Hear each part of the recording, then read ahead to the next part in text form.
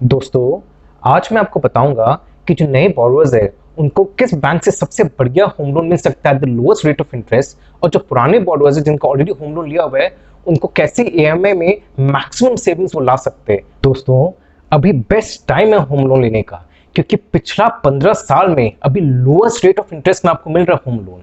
तो बहुत अच्छा खासा आपको रेट पे मिल जाएगा, मतलब very low rate of interest. दोस्तों, रिजर्व बैंक ऑफ इंडिया ने स्टार्टिंग ऑफ 2019 में अपना रेपो रेट 250 बेसिस पॉइंट से कम कर दिया।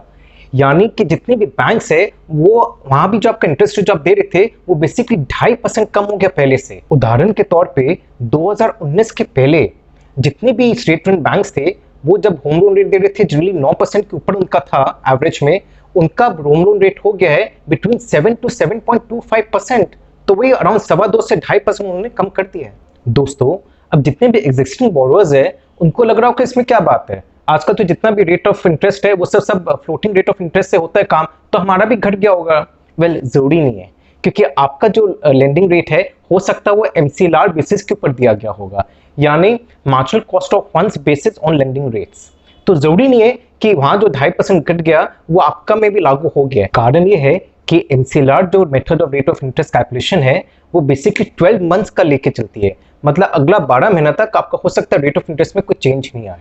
तो आप बोलोगे अब क्या उपाय, अब मैं क्या कर सकता हूँ, मतलब अब मेरा चलते रहेगा ऐसे ही 12 महीना तक, एक साल तक मुझे बीसी रेट ऑफ इंटरेस्ट में देना होगा? जरूरी नहीं है, इसका भी उपाय है जो मैं भी आपको बताने वाला हूँ। दोस्तों, पिछले अक्टूबर को आरबीआई ने एक नया रूल लाया जिसका आपसे अब जितने भी बैंक्स है उनको एमसीएलआर जो method of basis of calculation of interest उससे हट के अब एक्सटर्नल बेंचमार्क लेंडिंग रेट के हिसाब से कैलकुलेट करना होगा, यानी ईबीएलआर। तो एमसीएलआर से अब ईबीएलआर के हिसाब से कैलकुलेट होगा इंटरेस्ट, जिससे बहुत बड़ा आपको सेविंग्स होगा, क्योंकि वो जो 2.5% का जो डिफरेंस था वो आपको इस लेंडिंग रेट के द्वारा आपका वो मेकअप हो जाएगा। इसलिए अब आपको समझना है कि आपको कैसे आप स्विच कर सकते हैं फ्रॉम एमसीएलआर टू ईबीएलआर। उसका भी प्रोसेस है, वेदर आपको स्विच करना चाहिए कि नहीं इस बारे में अब अपने डिस्कस करते हैं। तो दोस्तों, पहला काम तो आपको ये करना है कि आपको बैंक से पता लगाना है जिससे आपका लोन लिया हुआ है कि आपका जो रेट ऑफ इंटरेस्ट कैलकुलेट हो रहा है वो एमसीएलआर बेसिस के ऊपर हो रहा है कि नया जो इंटरेस्ट है ईबीएलआर के बेसिस के ऊपर आपका कैलकुलेशन हो रहा है। अगर एमसीएलआर बेसिस के ऊपर हो रहा है तो आप उनको बोले कि अगर हम स्विच करते हैं तो the new method of interest which is EBLR, तो भाई मेरा क्या सेविंग्स होगा, मेरा ईएमआई में कितना रिडक्शन होगा, उससे आपको एकदम क्लियर आइडिया लग जाएगा। अगर आपका ईएमआई में अच्छा खासा रिडक्शन होता है तब पक्का स्विच करिए। पर इसमें दो चीज याद रखना आपको बहुत जरूरी है। एक तो वो स्विच करेंगे तो फ्री में स्विचिंग नहीं करेंगे, वो आपसे प्रोसेसिंग चार्ज लेंगे। अब आप उनसे पूछे प्रोसेसिंग चार्ज कितना पड़ेगा।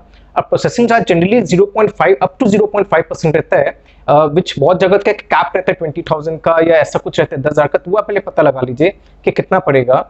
और दूसरा चीज कुछ लीगल चार्जेस भी लग जाते हैं, तो वो भी आप पता लगाएगा कि वो दोनों मिला के आपका क्या हो रहा है। अगर आपका ईएमआई में जो टोटल सेविंग्स हो रहा है उसको एडअप करके यहाँ आपका प्रोसेसिंग चार्ज और इसमें कितना फर्क आता है, अगर मेजरली फर्क आता है तब स्विच कर लीजिए डेफिनेटली, क्योंकि ओवर द लॉन्ग रन आपको बेसी फायदा होगा। अच्छा, जितना इयर्स आपका लोन में बाकी है उतना आपको बेसी फायदा होने वाला है, तो ये भी इंपॉर्टेंट है। अगर सपोज आपका लोन में कुछ ही साल बाकी है, may be just a few years, may be under 5 years, तब मे बी आपका इतना सेविंग्स नहीं हो, सेविंग तभी भी होगा पर इतना नहीं होगा जितना आपका मे बी 10-15 साल का लोन में बाकी है, तो अच्छा खासा सेविंग्स आपका हो सकता है। दोस्तों, यहाँ एक और इंपॉर्टेंट पॉइंट है कि एमओडी चार्जेस यानी memorandum of deposit of title deeds यानी बेसिकली लीगल चार्जेस जो 0.1 से 0.5% तक रहता है, ये भी आप सेव कर सकते हो अगर आप उसी बैंक से स्विच करते हैं। वैसे अगर आप दूसरा बैंक में जाते हो जहां आपका maybe low rate of interest मिल रहा है, वहां हो सकता है आपको लीगल चार्जेस लगे, हो सकता है प्रोसेसिंग चार्जेस देखिए दोनों जगह लगेगा। पर बहुत बार क्या होता है ना कि नया बैंक में जब आप जाते हो तो वो नया कस्टमर आपको पकड़ने के लिए हो सकता है प्रोसेसिंग चार्ज आपका माफ कर दे, बेसिकली वेव ऑफ ही कर दे।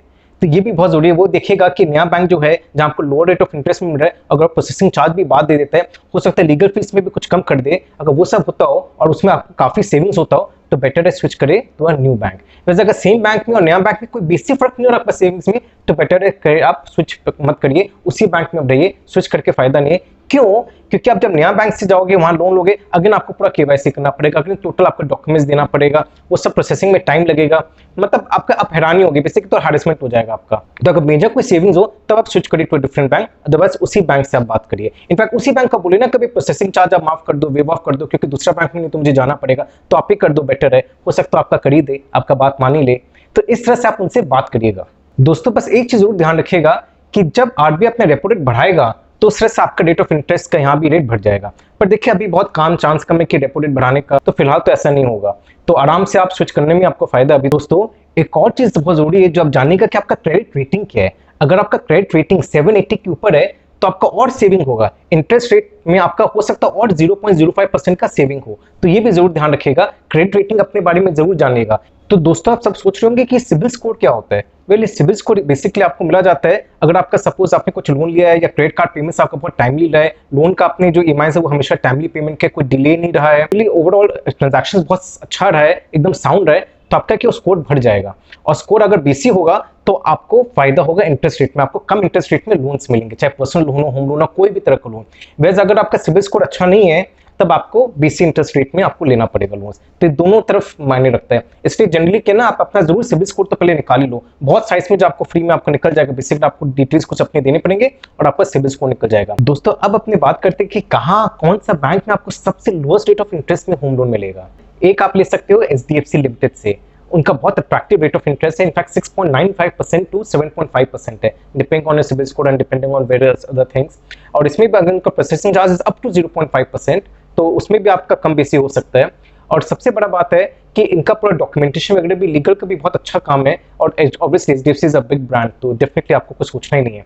तो आप एक एचडीएफसी लिमिटेड से जा सकते हैं, फिर आप जा सकते हैं ICICI extra bank home loan, उनका भी वही 6.95% से शुरू होता है रेट, तो वहां भी आप चेक कर सकते हैं। बेसिकली लॉन्ग टर्म लोन लेना हो तो यहाँ भी आप ट्राई कर सकते हैं। और दोस्तों अगर वुमेन है तब कनाडा बैंक में ट्राई कर सकते हैं, क्योंकि लेडीज के लिए वो 6.9% में होम लोन दे रही है, तो बहुत अच्छा रेट ऑफ इंटरेस्ट में मिल जाएगा आपको। तो ये वुमेन होने का यहाँ आपको फायदा मिल सकता है कनाडा बैंक से अगर आप लोन लेते हो तो। और दोस्तों आपका लोएस्ट रेट ऑफ इंटरेस्ट आपको मिलेगा यूनियन बैंक से, विच इज 6.7% टू 7.15%। अब आप सोचेंगे कि पहले मैंने क्यों नहीं कहा। वेल यहाँ एक कैच है, कम से कम आपको 25 लाख का लोन लेना पड़ेगा, 25 लाख के ऊपर के ही लोन में ये रेट ऑफ इंटरेस्ट लागू होता है। बाकी आप देखें तो बैंक ऑफ बड़ौदा का भी अच्छा रेट ऑफ इंटरेस्ट है, 6.85 टू 7.85, इतना लंबा वेरिएशन।